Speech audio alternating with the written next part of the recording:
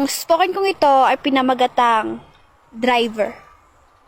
Driver, 6 na letra pero napakarami na nila. Karamihan sinasabi ng iba, basta driver, sweet lover.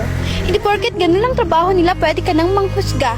Kapag driver ka, kahit mainit maulan pa yan, basta para sa pamilya, ipatuloy ang laban. Hindi madali ang pagiging driver lang, kasi sa bawat pag-alis nila, mga buhay nila nakasalalay. Makakauwi man sila, ngunit mga pagod nila ay nakakatamlay. Pero kahit na ganon, may inuuwing ulam at tinapay. Driver, habang kayo nagmamaneho, hindi maiwasang manakit ang inyong mga katawan, mga pangangalay ng inyong mga kamay, at mga antok nyo'y nilalabanan.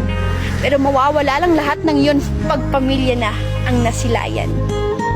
Napapagod din sila, hindi lang pinapahalata, kasi nga may binubuhay na mga bata.